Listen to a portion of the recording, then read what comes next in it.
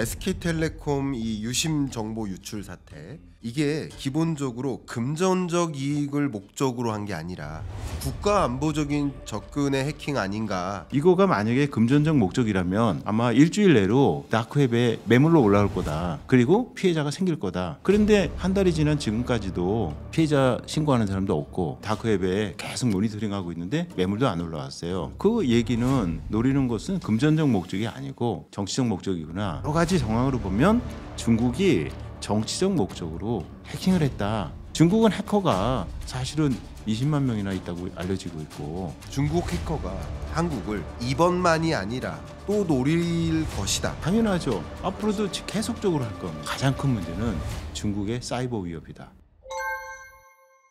네, 여러분 안녕하세요. 오늘 긴급 편성된 경인남과 토론합시다. 워낙 이 사이버 보안, 테러 이 주제가 우리 한국 경제를 또 시끄럽게 하고 있기 때문에 이 부분에 정통하신 교수님을 모셔서 말씀을 여쭤보도록 하겠습니다. 안녕하십니까? 안녕하세요, 임정인입니다. 네, 임정인 교수님 워낙 이 정보 보안 분야, 그죠? 워낙 유명하시고 이 분야에서 오래 했습니다. 오래 했습니다. 또 우리 채널에 이미 출연하셨던 고려대 김승주 교수님의 거의 스승뻘이시고, 그죠? 그러시니까 더 설명이 필요 없겠지만 처음 접하신 분들도 계실 수 있으니까 인사 한 말씀 좀 부탁드려도 될까요? 예, 안녕하세요. 고려대학교 정보보대학원 명예교수 임정인입니다.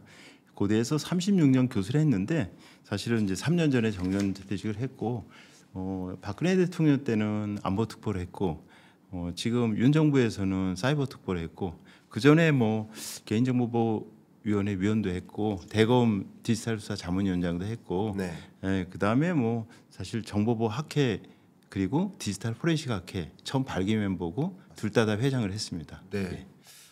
그러면 이제 바로 오늘의 현안 가지고 말씀을 드려보도록 하겠습니다. 또 어떻게 보면 광의의 책임 있는 분이라고도 생각해 볼 수 있지 않겠습니까? 그래서 한번 말씀을 한번 여쭤보도록 하겠습니다. SK텔레콤 이 유심 정보 유출 사태, 이 큰 틀에서는 이제 사이버 보안 사태, 이게 해킹 사태라고 볼 수 있겠는데, 이게 기본적으로 금전적 이익을 목적으로 한 게 아니라 오히려 국가 통신망의 어떤 기밀을 확보하기 위한 어쩌면 안보적인 국가 안보적인 접근의 해킹 아닌가, 정치적 목적 아닌가 하는 생각을 좀 해볼 수 있습니다. 어떻게 생각하십니까? 이게 사실은 4월 18일 날 사실은 SKT에서 우연히 발견한 거죠. 어떤 거기서 9.7 기가 정도가 유심 서버에서 나갔다 알고 이제 신고를 했죠. 신고가 좀 늦었네 안 늦었네 막 그러지만은 거기서 진상 파악하느라고 시간이 좀 걸렸겠죠. 맞습니다. 통상 그렇습니다. 왜 했는데 처음에는 이제 그런 개인정보가 나갔으니까, 개인정보라고 해도 유심 정보가 나갔으니까 거기서 이제 제일 부작용이 유심을 갖다가 복제해가지고 심스와핑이라는 걸 통해서 사실 금융 사기를 일으킬까봐 애들 걱정을 했죠. 걱정을 해서 거기에 대해서 이제 SKT에서는 긴급 조치로 유심 보호 서비스, 바로 이어서는 유심 교체 이런 걸 했는데, 저는 그 소식을 접했을 때 처음부터 그랬어요. 이게 이제 그 해킹 도구로 사용된 게 BPF 도구라고 하는 악성 코드인데요. 이 악성 코드는 주로 중국 계열의 해커들이 애용하는 그런 거고요. 이게 그리고 일단 HSS라는 내부에 이제 인증 서버를 갖다가 해킹을 했으면 그 옆에 있는 별도로 보관되어 있는 개인정보 서버라든지 위치정보 서비스나 이런 것들이 있는데 그것들도 아마 같이 뚫렸을 거다. 그럴 가능성이 크다. 그렇죠. 근데 얘기를 들어보니까 그거는 안 건드렸대요. 그럼 이상하다. 그러면 해커들은 항상 해킹의 목적이 있습니다. 그렇습니다. 목적이 있는데 목적이 금전적 목적도 있고, 그다음에 어떤 사이버 작전 또는 정치적인 목적도 있고 그런 게 있는데, 이거가 만약에 금전적 목적이라면 우려하듯이 그 당시 아마 일주일 내로 이 DB가 그 다크웹에 매물로 올라올 거다. 그리고 피해자가 생길 거다. 그런데 사실은 한 달이 지난 지금까지도 피해자 신고하는 사람도 없고, 그 다음에 다크웹에 계속 모니터링하고 있는데 매물도 안 올라왔어요. 그 얘기는 결국은 이 해커가 노리는 것은 금전적 목적이 아니고, 그러면 이거 정치적 목적이구나. 그러면 이제 애당초가 이제 이 그 BPF 노라고 하는 그 악성 코드는 중국에서 처음 만들었는데 세상에 알려진 건 21년도에 월스트리트 저널이 보도해서 알려졌거든요. 예. 그런데 그 다음에 이제 얘네들이 2022년에 오픈 소스로 그걸 갖다가 다 올려버렸어요. 네네. 그래서 이게 이제 올린 거 여러 가지 설이 있지만 아마도 올리면 누구나 갖다 쓸 수 있잖아요. 네. 그러면 자기들이 이제 정체를 갖다가 좀 숨길 수 있다, 모호하게 만들 수 있다. 그런 이제 추측이 있었어요. 그러니까 이게 그러면 정치적 목적으로 우리를 공격할 거는 대개 북한, 중국, 러시아 이들이 주로 우리 공격했거든요. 그렇죠. 근데 러시아는 지금 주로 우크라이나 전쟁 때문에 정신이 없어요. 옛날에 좀 해킹했지만 네네. 북한은 최근에는 가끔씩 해킹하지만 예. 주로 예를 들면 지난 2월달에 가상화폐 거래소 바이비트라는 거 해킹해서 뭐 14억 6천만 불 해킹했다고 세상이 떠들썩했는데 주로 요즘에는 경제가 어려우니까 핵 개발 자금 마련하느라고 주로 해킹을 많이 합니다. 네. 그러면은 제일 가능성이 높은 것은 중국이다. 네. 이런 합리적 추정에 도달했고요. 예, 그리고 최근에 보면 중국이 대만 문제라든지 여러 가지 때문에 미국과 사실은 사이버 냉전에 들어가 있고 또 AI 개발이라든지 계속 부딪히고 있지 않습니까? 네. 그런데 이제 그래서 작년의 경우에도 뭐 12월에 예를 들면 AT&T나 버라이즌이나 이런 데가 중국 해커들한테 공격을 당해서 이것이 이제 문제가 됐고 그래서 12월 달에 제네바에서 미국과 중국이 회담할 때 좀 항의를 했답니다. 항의했더니 얘네들이 자꾸 대만 편만 들으니까 그런 거 아니냐 그러고 일부 시인했다는 얘기가 월스트리트 저널에 4월 초에 나왔습니다. 맞습니다. 예. 그리고 이제 그 상관에 뭐 트렌드 마이크로라고 하는 보안 업체가 있는데 거기서 이제 그것이 중국 해커들이 했고 솔트 타이푼이라고 하는 해커들이 했던 거고 그다음에 향후에 작년에도 있었지만 향후에도 이제 한국 통신사라든지 이런 데 공격이 들어갈 거다. 지금까지도 그랬고 이것을 또 대만의 보안업체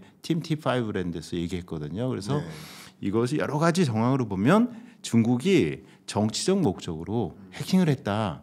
그러면 정치적 목적으로 할 때는요. 네. 이게 여러 개 할 필요가 없어요. 예를 들면은 유심 서버 있지 않습니까? 거기에는 그 인증키가 들어가 있어요. 네. 개인 인증키가 있는데 개인 인증키가 작동하는 부분만 작동 불능 상태로 만들면 이 통사 전체 서비스가 멈춰집니다.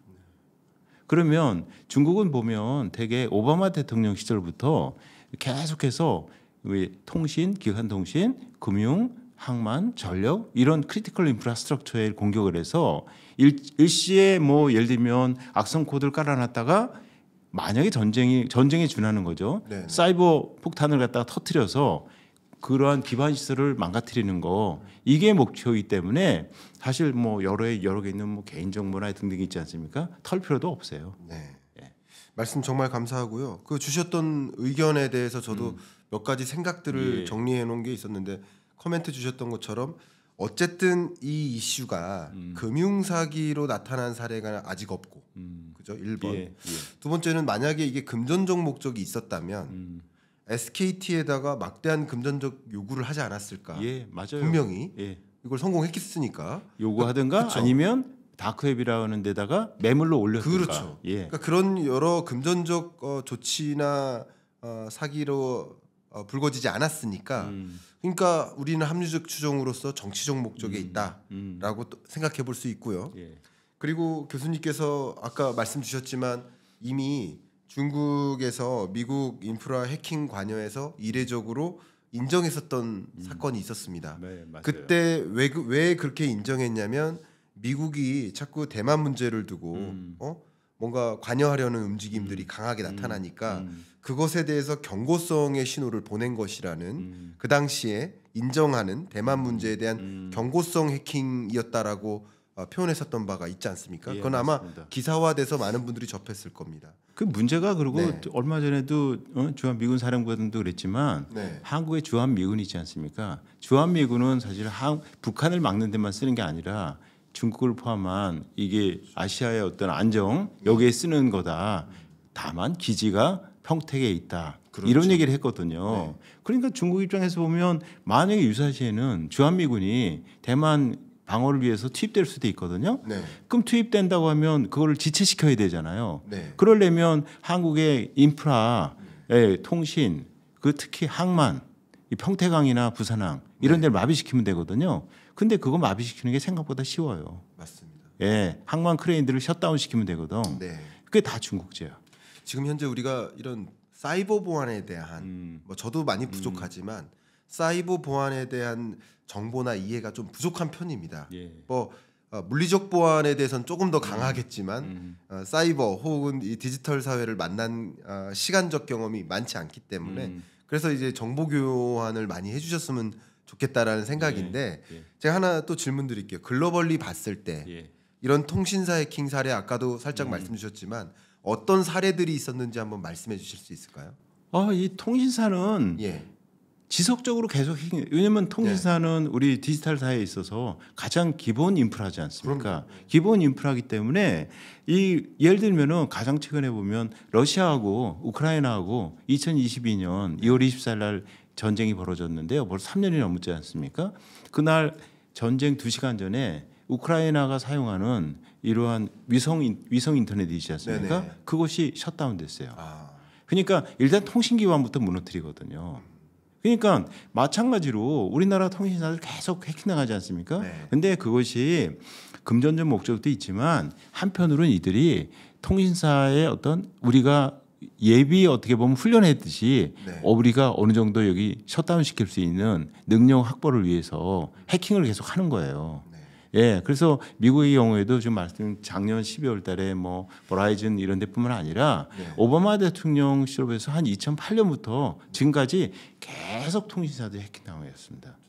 그때마다 이제 통신, 금융, 전기, 그다음에 항만 이런 곳에 다 있기 때문에 심지어는 얼마 전에 태양광 인버터에 뭐 중국제 뭐가 이상한 모뎀이 있다는 얘기가 나오지 않습니까? 네네. 그래서 이제 미국에선 그리고 그 전에는 전 세계 그 항만 크레인의 약 70% 정도가 중국제예요. GPMC라고. 네. 그러다 보니까 이거 놔뒀다가는 유사시에 항만 크레인들이 전부 셧다운되면 우리나라도 50% 됩니다. 미국의 경우는 80%. 네. 그러니까 거기서 조선 분야 협력 이외에 네. 어떤 한국에서 그러한 항만 크레인전 좀 만들어 줄 수 없냐 이런 얘기까지 나왔습니다. 그렇군요. 예. 말씀하셨던 대로 중국의 이런 해커 집단, 뭐 말씀하셨던 또 BPR도 같은 경우도 이번 SK 서버를 해킹했지만 과거에도 22년에도 23년에도 뭐 최근 25년에 걸쳐서도 수차례 국내외 통신사를 공격한 사례들이 이어지고 있습니다. 예. 네, 그렇기 때문에 제가 지금 생각하고 있는 것은 이제 교수님은 이제 정보 보안 부분에 지식이 깊으시지만 저는 이제 경제 연구를 하는 사람으로서 미중 간의 이 패권 전쟁을 계속 관찰해 왔습니다. 다 모두가 관심이 있다시피. 그러니까 지금 미중 간의 무역 전쟁, 관세 전쟁, 패권 전쟁, 기술 패권 전쟁, 뭐 통화 전쟁에 이어지까지 이 모든 이 패권 전쟁의 양상에서 지금 중국은 결과적으로 미국에 대한 군사적인 안보적인 그런 움직임에 사이버 테러를 하는 것이라고 가정할 수 있겠고 그렇다면 미국 혹은 미국 우방국 이제 한국, 일본, 뭐 호주, 뉴질랜드 이런 나라들에 대한 뭐 사이버 테러는 앞으로도 있을 수 있다. 중국 해커가 한국을 노리는 것이 어쩌면 이런 미중 간의 패권 전쟁의 결에서 하나의 결이다. 이렇게 저는 들여다보고 있습니다. 그래서 제가 또 교수님을 이번에 초대한 거고요. 어떻게 보십니까 혹시? 그러니까 사실은 그 일반 정보뿐만 아니라 예를 들면 지금 중국에 스텔스 전투기가 젠 20이 있거든요. 네. 근데 그게 전엔 중국이 개발 못했었는데 지금 성능이 굉장히 좋아졌어요. 네. 이번에 인도 파키스탄에서 봐도 중국의 항공기 전투기가 만만치 않았죠. 네. 근데 2011년에 우리나라에도 들어와 있는 스텔스 전투기 F-35 미국의 로키드 마틴이 만들고 있습니다. 네. 그 세계 최강의 전투기죠. 예. 근데 그 F-35 설계도를 해킹당했어요.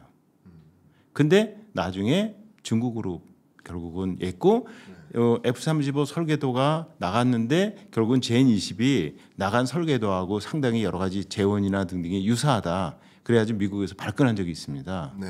그리고 우리나라 카이라든지 이런 데도 또 사실은 해킹 시도가 많이 있었고요. 네. 예, 그 경우에는 또 북한이었죠. 그렇죠. 그래서 이러한 이제 군사적인 그런 측면도 있고요.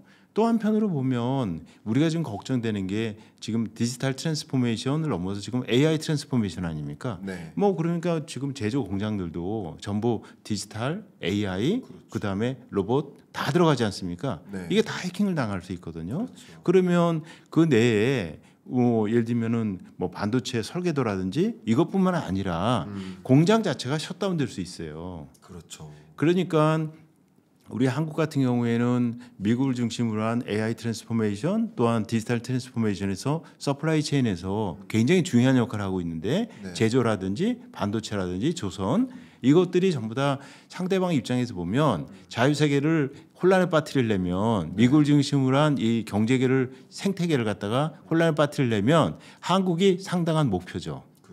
예. 한국의 반도체 공장 셧다운 시키고 그렇죠. 조선 셧다운 시키면 아마 대혼란에 빠질 겁니다. 그렇겠죠. 예. 그러니까 하다못해 지금 미중 간의 무역 전쟁의 경과에서도 관세를 높게 미국이 부과하니까 중국이 그러면 우리 히토리 공급 안 할 거야.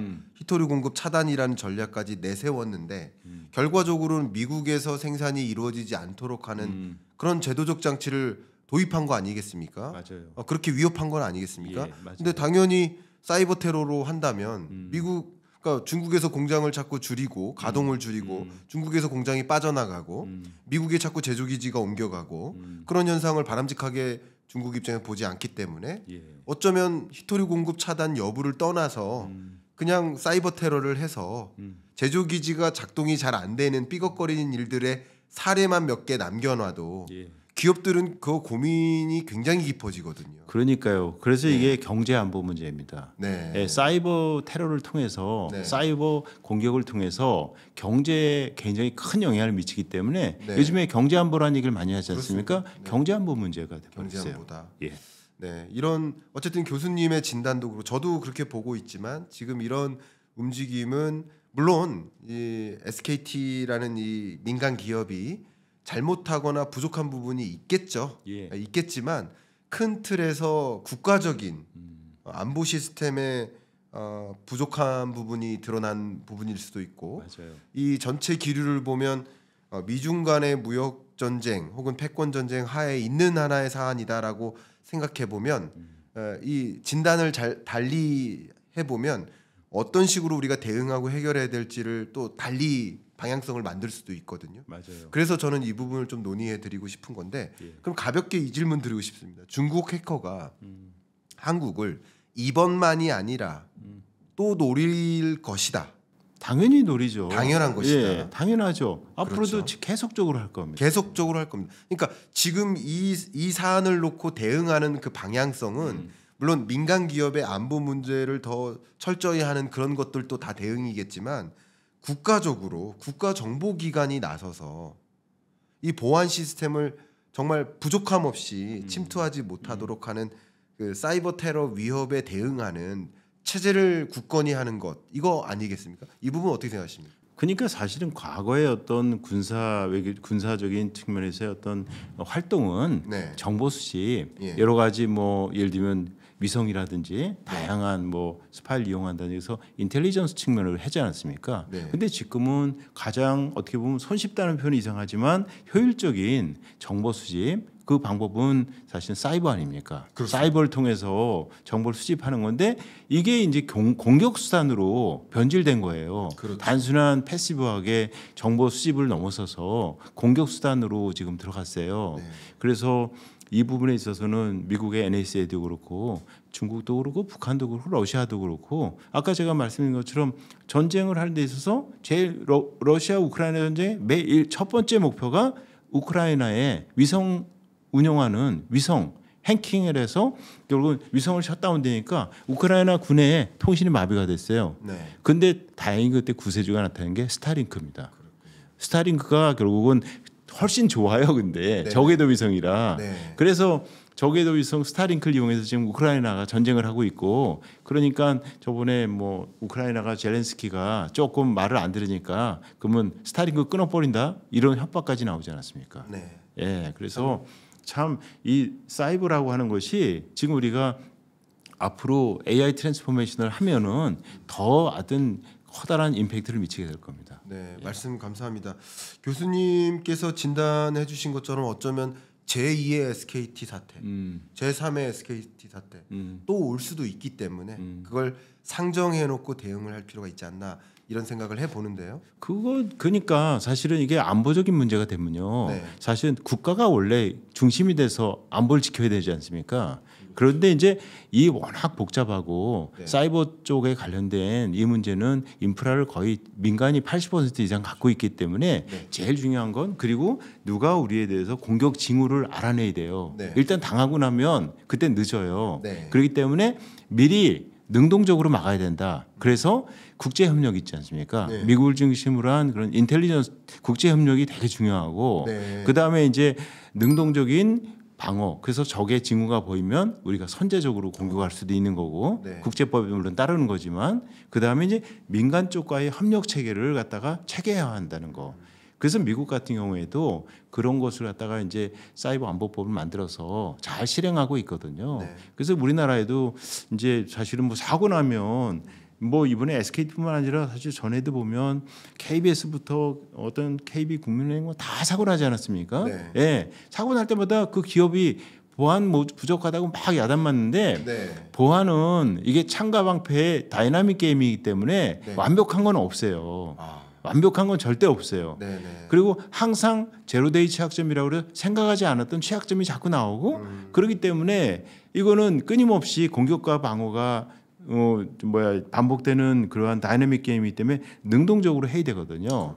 그래서 이 부분에 있어서는 아까 말씀드린 대로 국제 협력이 중요하고, 그 다음에 민간과의 협력 중요하고, 네. 또 국가 기관 내에서도 전엔 전쟁은 국방부가 했잖아요. 군인이 했죠. 네. 근데 그게 아니라 국정원과 여기와 저 국방부, 그리고 민간과의 협력 때문에 과기정통부, 그리고 산업 쪽이 있으니까 산업부, 네. 국제 협력을 위해서는 외교부, 외교부. 그 전체적으로 다 나서야 돼요. 그렇죠. 근데 이제 그런 것을 갖다가 통합해서 할 수 있는 어떤 법적 체계가, 우리나라는 사이버 안보법이 거의 뭐 2006년인가 사이버 테러 방지법 그로 나왔는데 네. 아직까지도 제정을 못했어요. 심지어는 문재인 정부 시절에도 네. 이거를 자기들이 야당 때는 반대했는데 예. 생각해 보니까 필요하거든. 그 문재인 정부 시절에도 추진했어요. 네, 너무 늦어서 못했고, 이번 정부도 국정과제에 넣어놨는데 못했어요. 네. 그래서 저는 차기 정부가 사실은 뭐 이재명 후보가 될지 김문수 후보가 될지 모르지만 네. 설사 이재명 후보가 되더라도 예. 이거는 안보의 문제니까 네. 이거를 반드시 사이버 안보법을 제정을 하고, 그걸 통해서 민간한테 넘기는 거 이거 좀 하지 말고, 네. 중국은 해커가 사실은 20만 명이나 있다고 알려지고 있고, 뛰어난 해커가 네. 북한의 경우에도 10,000명이 훨씬 넘어요. 아이고. 그래서 뭐 일부에서는 북한의 전력, 사이버 전력이 CIA급이다 이런 얘기가 나오거든요. 네. 그런데 우리나라는 그에 비하면 한참 떨어지죠. 네. 예, 한참 떨어지기 때문에 네. 예, 어떤 그런 인재 양성, 예, 뭐 인재 양성의 중요성은 말할 것도 없고요. 예, 그게 굉장히 중요합니다. 아, 네. 말씀 정말 감사하고요. 중국 해커 20만 명에 달하는 이 정말 어쩌면 위협적인 해커들이 또 침투하면 어떡할까 하는 걱정 속에 있는데, 이 질문 한번 드려보고 싶습니다. 이게 우리가 사이버 보안에 대한 어쩌면 기초적인 지식이 될 수 있는데, 사례를 통해서 이미 미 재무부를 중국 해커들이 해킹한 사례가 있지 않습니까? 예. 옐렌 장관. 예, 최근에 일어났죠. 그렇죠. 예. 최근입니다. 미 옐렌 장관 재무부를 지금 사이버 테러를 했습니다. 그 사례를 혹시 공유해 주시면 어떨지요? 아, 그러니까 사실은 미 재무부뿐만 아니라 그 2020년에 그 바이든 대통령이 사실은 들어서자마자 네. 그때도 미 재무부부터 시작해서 네. 9개 부처가 해킹을 당했어요. 네네. 그래가지고 그때 뭐 미국이 발칵 뒤집히고 막 그랬었는데 그 당시는 러시아가 했습니다.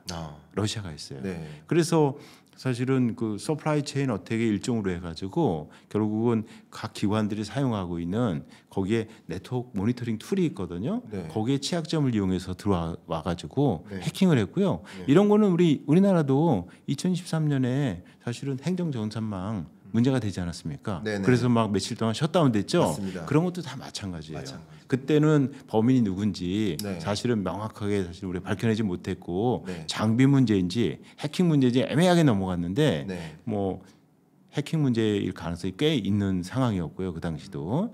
그래서 이런 것은 예를 들면 그러니까 그래요. 지금 말씀하신 옐렌 장관 같은 경우에 제니 옐렌 장관 같은 경우에 그러면 일종의 BPF 부도와 같은 것도 스파이 행위도 하거든요. 네. 그럼 들어와서 만약에 개인정보를 빼나갔다. 네. 그러면 그 사람의 개인정보를 이용해서 이 사람 취향은 뭐고 어떤 식으로 공격하면 되겠구나 시나리오를 만들어서 네. 악성 코드를 만든 다음에 그 사람이 예를 들면 뭐 등산에 취미가 있다. 예술에 취미가 있다. 그러면 예술 어디에 초대하는 형태로 해가지고서는 문자를 보낸다든지 메일을 보내면 이건 내가 지금 자주 가는 거기 뭐 뮤지엄에서 나한테 초대장을 보냈네. 그러면 클릭할 거 아닙니까? 네. 그 순간 사실은 결국은 악성 코드 감염돼가지고 스마트폰이 해커의 통제하에 들어가는 거예요. 네. 그러면 이제 그 다음부터는 그분이 쓰는 뭐 SNS니 뭐니 음성 통화니 전부 다 해커가 다 차지하는 겁니다. 네. 그러니까 그런 사람들은 국가적으로 이제 VIP들 있지 않습니까? 그렇죠. 그 사람들만 대당하는 거죠. 네. 예, 그러니까 우리나라에도 사실은 뭐 북한이든 중국이든 이제 굉장히 사회적으로 중요한 공직에 있는 사람이라든지 산업계에서 중요한 사람들 네. 그런 사람들은 그 범위 안에 들어가 있을 수도 있죠. 그렇겠죠. 예, 네. 뭐 저는 뭐 그런 건 아니지만 그래도 혹시 그 자문을 많이 하니까 예. 걱정해서 저 여기 스마트폰에 백신 5개나 깔았어요. 그러셨구나. 유료 백신으로 5개. 그러니까요. 예. 참 여러 가지 걱정이 많이 됩니다만 이제 토론의 거의 말미니까 제가 이런 질문 드리고 싶습니다. 중국 해커 20만 명이 한국으로 침투한다. 자, 그러면 걱정인 것 또 한 가지가 중국 해커가 또 노리고 있는 여러 의혹들이 있지만 국내에서 사용 중인 이 중국산 통신 장비 이 부분에 대한 영향도 나타나지 않을까? 이 부분도 좀 많이 관찰이 되거든요. 되죠. 네. 그래서 사실 우리 여러 해 전에 화웨이 네트워크 장비, 5G 네트워크 장비가 사실은 제일 어떻게 보면 그 성능 대비 가성비가 좋다고 하는 게 화웨이 거였어요. 네. 그래서 화웨이께 전 세계 점유율도 높은데 미국 쪽에서 여러 가지 검사를 해보니까 거기에 백도어가 있더라. 네. 백도어라는 거는 보안 체계를 전부 무력화시키면서 침투하는 땅굴 같은 겁니다. 그러니까 결국은 미국 쪽에서 그런 여러 가지 협조 요청을 해서 우리 서방 세계 전체가 화웨이 네트워크 장비 거절했거든요. 네. 우리나라도 이제 그런 생각 안 하고 일부 통신사에서 들여왔다가 우리 다 걷어냈어요. 그러니까 이러한 그것이 이제 향후에도 계속 일어날 수 있고 그게 소위 말해서 공급망 공격, 서플라이 체인 어택입니다. 그렇군요. 그래서 이제 이번에 태양광 인버터도 그렇고 네. 아까 해양 크레인들 네. 그것도 그렇고 그런 점에서 보면 한국은 그 위협 때문에 위협도 많이 받지만 한편으로는 우리는 세이프하니까 한국의 어떻게 보면 제조업에 또 기회가 또 될 수도 있습니다. 네. 예, 우리나라한테 기회가 오지 않습니까? 그렇죠. 중국제가 어떻게 보면 배제되니까. 네. 그래서 AI 같은 경우에도 딥시크 네네. 여러 가지 괜찮다고 그러지 않습니까? 맞습니다. 그리고 오픈 소스를 내놨고 네. 그런데 중국이 만들었단 말이야. 그럼 그 안에 무슨 일종의 백도어가 있는지 모른다. 네. 그거 찾아내는 건 불가능해요. 왜 그러냐면 일단 설치하고 나면 계속해서 업데이트를 받아야 하지 않습니까? 네. 업데이트 받을 때 슬쩍 끼워놓으면 몰라. 그렇죠. 그러면은 AI 해킹이 평소에는 문제가 없는데요. 네. 결정적일 때 배반하는 거거든요. 그렇죠. 이번에 그 사실은 이러한 그 BPF도 네. 이것도 어려운 것이 뭐 평소엔 괜찮아요. 그러다가 매직 패킷이라고 하는 그러한 트리거가 되는 패킷이 날라오면 네. 그 순간 작동하니까 탐지가 어려운 거예요. 네. 예, 그래서 그러한 형태의 것들이 자꾸 일어나고 있어 AI 쪽도 이제 똑같이 네. 예, 트리거가 되는 이러한 패킷이 날라오면 네. 걔가 날 배반하는데 AI의 이번에 AI 에이전트니 뭐니 해서 지금 용도가 금융부터 시작해서 이런 의료까지 모든 제조까지 다 들어가지 않습니까? 맞습니다. 로봇까지. 예. 그러니까 걔가 만약에 이상하게 하면 어떡합니까? 그러니까 사실은 AI를 갖다가 우리가 모델을 독자 개발이 어려우니까 들여오되 신뢰할 수 있는 곳에서 들여오든지 그렇죠. 아니면 써버린 AI 그래서 우리가 독자 개발하든지 여러 가지 얘기가 나오는 게 그래서 그렇습니다. 정말 이 중국산 장비에 대한 위험성, 경각심 한번 떠올려야 될 것 같고 이 부분에 대한 또 체계적인 조사 그리고 또 이런 부분이 다시 재발하지 않도록 하는 대응 전략 이런 게 다 마련돼야 되지 않을까. 근데 이제 그런 부분이 우리가 네. 제대로 대응하고 조사하고 할 능력이 부족해요. 그래서 사실 이번에도 제가 그 하는 게 우리가 다시 BPF도 이것도 네. 우리가 역량이 부족해요. 그러니까 미국이 경험이 많으니까 한미 간의 어떤 공조 체계를 가동해서 거기서 이걸 잘 조사해 가지고 우리 피해가 얼마나 입었는지 네. 그리고 어떤 방식으로 뚫렸는지 향후에 어떤 식으로 방어할 건지 이거에 대해서 지혜를 구하고 그다음에 인텔리전스 차원에서 계속 정보를 받고 네. 그러지 않으면 네. 제2, 제3의 어떤 이러한 통신사, 금융사, 네. 전력 다 뚫릴 수 있습니다. 그러니까요. 금융사도 뚫릴 수 있다. 그럼요. 그러면 진짜 어마어마한 정보 유출이 정말 생각하고 싶지 않습니다. 예. 자 그러면 이렇게 질문 한번 드려보겠습니다.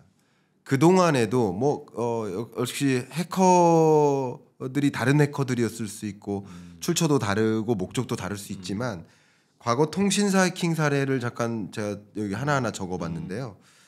2014년에 KT 정보 유출 사태가 있었고요. 2020년 KT 웹하드 사용자 PC 악성 코드 설치 사태가 있었고요. 2023년 LGU 플러스 개인정보 유출 사건이 있었습니다. 그 밖에도 우리가 알고 모르고 하는 많은 해커들의 실제 점조직화되고도 있고 그리고 이 해커들의 그 기술적 수준이 고도화되고도 있고 자 이런 상황에 우리는 분명히 대응책을 마련해야 되는데 어떻게 해야 된다고 생각하십니까? 큰 틀에서 아까 좀 여러 가지 말씀 주셨지만 뭐 미국과의 공조라든가 또 한국 내에서도의 원팀 소위 민간과 국가기관이 함께 공동 대응해야 된다는 말씀까지 주셨는데 큰 틀에서 우리에게 뭐 입법까지 그러니까 일단은 우리나라는 법이 없으면 아무것도 못 하니까 네네. AI도 AI법을 작년 말에 기적적으로 통과시키지 않았습니까? 네. 마찬가지로 그때 거기 법에 보면 일단 AI 관련된 기반 조성, 산업 기반 조성 그리고 민간 투자를 갖다가 활성화시킨다. 네. 그리고 인재를 양성한다. 네. 이게 제일 큰 거 아닙니까? 네. 여기도 마찬가지예요. 일단 우수한 인재가 와야 돼요. 인재가 오려면 생태계가 구축돼야 되고 생태계 구축을 위해서는 법이 있어야 되죠. 네. 법이 있고 그다음에 국가에서 이 분야 쪽으로 투자를 유도하고 그다음에 기반 투자를 또 국가가 하고 네. 그다음에 인재 양성을 유도하고 그리고 우물안 개구리가 돼서는 안 되니까 미국과 어떤 교류를 통해서 여러 가지 저 경쟁력을 갖다 높인다든지, 그럼 뭐 다양한 조치는 다 있어요. 네. 저도 사실 대학원장 시절에 정보보호대학원을 제가 25년 전에 만들었는데, 네. 그 다음에 사이버 국방학과라고 그래서 그 육해공군 사관학교는 있는데 왜 사이버 사관학교는 없는 거야? 그러네요. 그래서 제가 2011년에 만들었습니다. 네. 그래서 장교 양성하는 그건데 아주 부족하죠. 1년에 겨우 30명밖에 안 되니까. 중국에 해커 20만 명이 오는데 우리나라 그래서 이제 우리는 이제 예를 들면 BOB 프로그램이라고 그래서 과기정통부가 지원을 해줘서 네. 1년에 한 500명씩 양성하는 프로그램을 또 제가 주도해서 만들었거든요. 네. 그래봤자 사실은 얼마 안 된 거예요. 예를 들면 북한만 해도요. 1년에 교환제식으로 초등학교 때 진짜 영재급 애들을 300명씩 해서 결과적으로 1년에 100명의 천재급 애들을 만들어냅니다. 그리고 그쪽 원자력 쪽하고 사이버 두 가지는 100명 안에 꼽히면 바로 제가 탈북 인사한테 들었는데 평양에 40평 아파트를 준답니다. 아이고. 그러니까 마치 우리 박정희 대통령 시절에 네. 사실 재해과학자 유치해가지고 반포에 아파트 하나씩 주고 월급 10배씩 줬거든요. 서울대 교수 10배 줬습니다. 그런 어떻게 보면 그래도 미국에서에 비하면 훨씬 낮은데 그래도 국가가 날 알아주는구나. 그 애국심에 호소하고. 지금 보면 중국이나 특히 중국의 경우에는 애국심 마케팅이 대단하지 않습니까? 그렇죠. 그러니까 우리도 사실은 막 의대 탐만할 게 아니라 네. 그리고 이공계 인재들이 내가 국가를 위해서 일할 수 있는 기회인데 국가가 나를 알아주는구나. 그러면 사실은 되는데 예. 지금 전체적으로 그런 분위기가 아니니까 네. 의대만 가고 그래서 걱정입니다. 교수님하고 말씀 이렇게 나누다 보니까 사실 뭐 저부터도 이 사이버 보안에 대한 그 지적인 널리지가 많이 부족했는데 많이 좀 채워지는 것 같고 많은 독자분들도 지금 이 SKT 사태, 유심 사태 이렇게만 생각했는데 이게 본질적으로 이 정치적, 국제 정치적, 지정학적 이런 큰 움직임 속의 하나의 고리에 해당될 수도 있고 그리고 이것은 한 번으로 끝나는 게 아니라 또 중국 해커가 한국을 노리고 말씀하신 대로 금융마저 뚫릴 수 있다. 정말 안보망, 금융망 이것까지 다 뚫릴 수 있다. 이렇게 가정하고 대응을 해야 되겠다 생각합니다. 그러니까 마지막으로 제가 그 말씀드리고 싶은 게 저번에 이제 잭 설리반 그 안보보좌가 네. 그 양반이 이제 트럼프 팀한테 넘기면서 1월 14일 날 우리가 당면하는 안보 쪽에서 가장 큰 문제는 중국의 사이버 위협이다. 그러니까 너희 팀은 중국의 사이버 위협에 대해서 반드시 대비해야 된다. 그게 이제 언론에도 나왔어요. 네. 예. 그러니까 그 양반이 계속 바이든 대통령실에 안보부 장관을 했는데 그리고 자기가 보기에는 사이버 위협이 미래의 가장 현재도 그렇지만 미래에도 가장 큰 위협이다. 이렇게 생각한 겁니다. 말씀 주셔서 감사하고요. 저희가 그러니까 우리나라가 뭐 한 발 더 도약해야 되는 어떤 기로에 서 있다라고 했을 때 이거는 정말 정치적 이념을 떠나서 사이버 보안이라는 것을 우리가 다시 한번 생각해보고 국가 전체적으로 어떻게 대응을 해야 될지에 대한 충실한 고민, 로드맵이 마련돼야 되지 않나 하는 제 의견 소감을 좀 드리고 끝으로 우리 시청자 여러분들께 이 SKT 유심 정보 유출 사태를 보시는 우리 구독자 여러분들께 뭐 좋은 말씀 한 말씀 부탁드립니다. 아니면 우리나라를 위한 그러니까 하여튼 뭐 지금까지 제가 이제 우리나라 사이버 위협, 사이버 안보 걱정을 많이 했는데 1차적으로는 이제 국민들은 이거 뭐 많이 그렇지만 진짜로 이게 우리 유심 정보 털렸는데 나한테 피해 없을 거야? 걱정들 많이 하실 겁니다. 그런데 이제 전문가 입장에서 보면 어쨌든 초기에 SKT가 좀 굉장히 대응에 있어서 실수도 있고 그러지만 그래도 시일 지나서 유심 보호 서비스 이 가동했고 더군다나 또 얼마 전에 뭐 IMEI가 단말기 정보가 나왔다 보니까 또 복제폰 얘기가 막 나오고 그랬는데 그건 불가능하고요. 그거 하려면 삼성전자 또 해킹하고 애플 해킹해야 돼요. 그건 불가능하고 더군다나 이제 FDS라고 그래가지고 프로드 디텍션 시스템입니다. 이걸 가동했기 때문에 아마 그 위험은 거의 0에 가깝고 그러니까 국민 여러분들은 안심해도 좋습니다. 다만 사이버 위협이라는 것이 우리나라 미래의 가장 큰 위협 중에 하나다. 그러니까 여야를 떠나서 차기 정부에서 이 부분은 반드시 어떤 뭐 제도가 만들어져야 된다. 이런 걸 말씀드리고 싶습니다. 교수님도 꾸준히 그런 지혜 모아주시고 우리 이 사이버 보안에 취약한 나라가 아닌 굳건한 그런 나라가 될 수 있도록 또 더 많이 노력해 주시길 좀 부탁드리고 이상 토론 마무리하겠습니다. 감사합니다. 감사합니다. 네.